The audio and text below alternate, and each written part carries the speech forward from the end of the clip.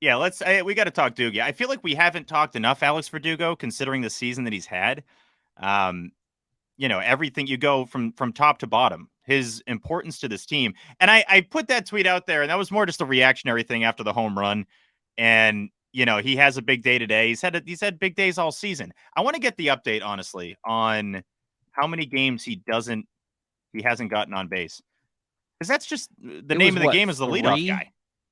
It was, yeah, I think it was only one up until a couple weeks ago. That's Um, crazy. he was 0 for 3. Then he had a walk. 0 for 2 with a walk. 0 for 4 on April 13th. The series finale in Tampa. So that's the fourth game. His worst game was the series finale in Tampa when they got waxed and it was the end of the 4-game sweep. And you're playing on turf 4 days in a row, and that place sucks. I don't even blame him. I feel like everybody should get an off day in Tampa. That place is the worst. It's like, please, I don't want to go up against these made up pitchers that all have like a 0.50 ERA.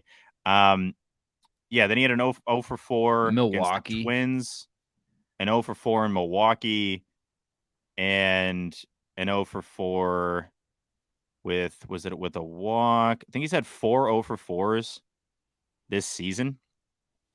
Mm-hmm. But I think that's about it. And we're talking, how many games are we talking here?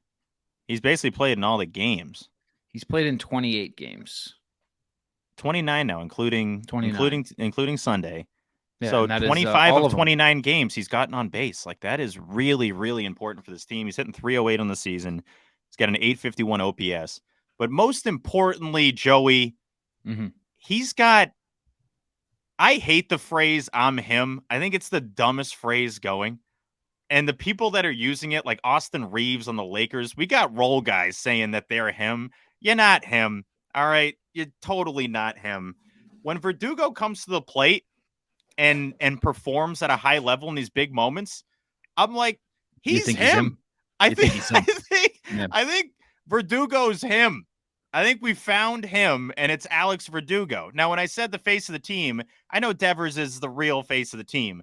But if we're doing it in like a power rankings standpoint, if there's like a I'm him percentage, if that's a stat, Verdugo's is the highest on the team right now. His I'm him percentage, his IHP, through the roof.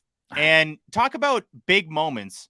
He constantly dominates. When he came up in that 10th inning scenario on Saturday against Class A, runner on third, one down, Sox had scored a run. You just know he's getting the walk-off. Like, that was the one game I went to on Saturday. And, I'm behind the plate with Elaine and Barrett, Duran's agent. And it was like, I've got the phone out. I'm like, it's just a matter of what pitch. Like, what pitch is he going to hit the walk-off?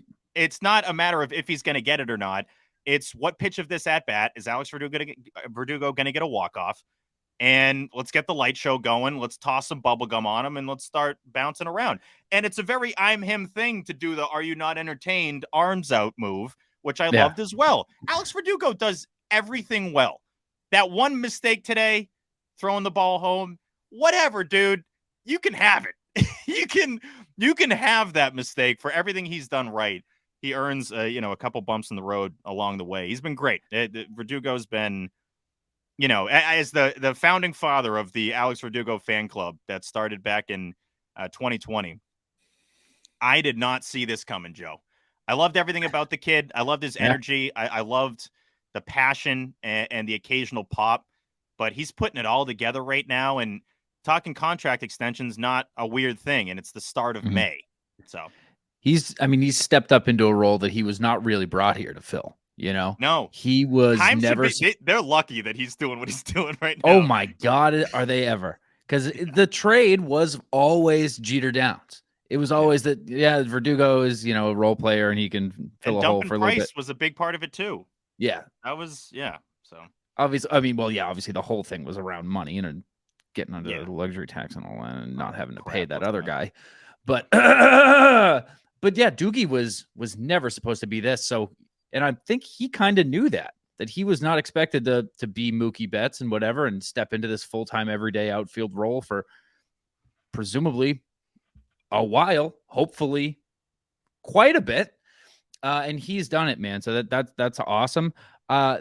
that feeling that you're talking about when he steps to the plate in a big moment and you know he's going to get it done. That's like 90% of my brain is like, yeah, he's going to get it done and I have no worries.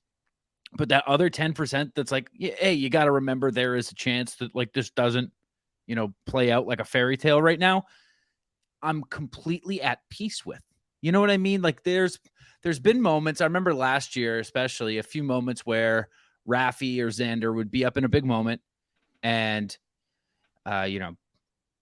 bases loaded, bottom of the 8th, down 2, and they strike out. And like, even though they're big dogs, you can still take out some frustration. You're like, damn it, Rafi, are you serious? What are you swinging at, bro? But like, had Verdugo struck out on a pitch in the dirt there, I would have been like, yeah, you know what? Hey, it's going to happen sometimes. He's been so hot that happens every once in a while. It's like he already has like built-in forgiveness points before he even makes a mistake, and then doesn't make them. He just keeps earning these forgiveness points that I don't know if he's ever going to cash in. Isn't it a little wild? You're totally right that Doogie has the most forgiveness points on this Red Sox roster. And I don't think it's really that close. I really don't. There are other guys that come up to the plate. To your point, Rafael Devers right now. What is Devers? Just after today, we're recording right after the end of the series finale here because the Bees are playing, kid. Rafael Devers 0 for 3 today. He's hitting .232 on the season, which is just kind of unheard of. Yeah, that has fallen fast. Yeah, I want to get the update for you folks listening at home. You might be listening in the car. You might be listening everywhere. I don't know where wherever you're listening, you're going to get this update. Let me tell you, you could be listening on the Cape. You could be listening in the car. You are buying some serious time here. Okay, he's 131st out of. Let's see, 131st out of 178 qualified players in batting average in the majors. Not great. Yeah. 232's got him right around Mookie Betts, actually, which is wild. Mookie Betts on the season hit 240. He bumped that up. Betts entering Sunday, I think, was right around 232. So, some of the other guys around here, you got Cal Raleigh. You got Ryan McMahon with the Rockies. Javi Baez is hitting higher than Rafael Devers. That's a problem. The way Baez is going, that's a real problem that he's ahead of Devers in batting average. You know, I'm the batting average guy. I know there's people like, oh, there's other stats, but that's not good.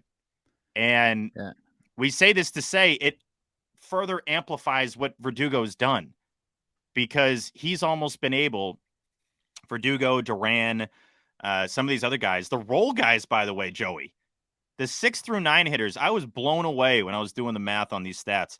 The 6 through 9 hitters this weekend against the Guardians hit .438 for the Red Sox. That is absolutely nuts. Enormous hits, too. Like, really big hits. You go down the line here. Arroyo had a big weekend. Valdez had a big weekend at the plate.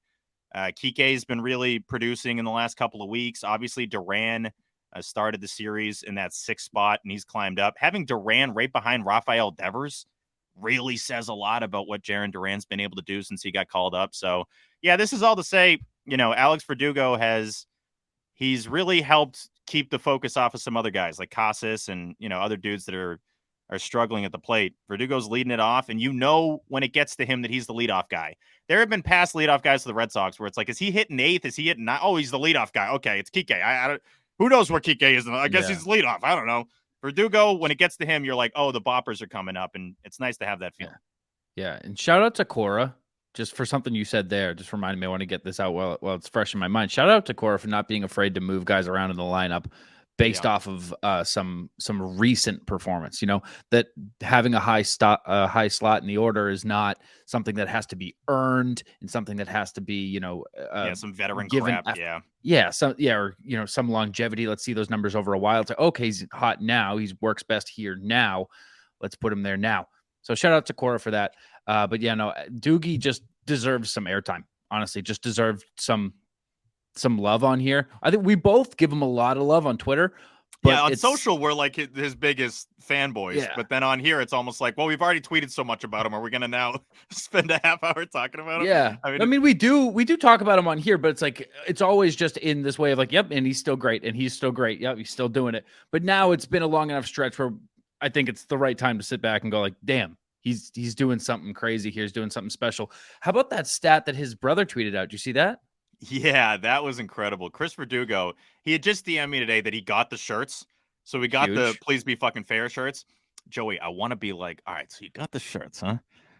How about we send one of those to Alex? Can you maybe Seeing your send brother one of those? anytime soon or what? Hey, so Christopher, over here, Christopher.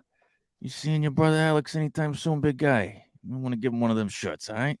Just put one of them shirts on him. Could you, whatever he's wearing, could you take it off him and then put one of them shirts on him, maybe? Could you strip him down fully nude? Follow up the, hey, I got the shirts, thanks so much, guys, message with, take your brother's shirt off. Yeah. I want you to find your brother and start taking his clothes and put off. that shirt on him and then put the rest of the clothes on. Yeah. I don't know why you got to take his pants off. Nah. I want the picture of Alex Verdugo poo bearing, just wearing the t-shirt. It's the only reason we sent them to your brother. So if you could just do that for us, that'd be great. But it's a great tweet by Chris Verdugo. And it is, if you didn't see it at home, again, you might be in the car, you might be in the Cape. We don't know wherever you are, wherever they are. Wherever you are right now, check this out, huh? Alex Verdugo has the same amount of career walk-offs as Derek Jeter.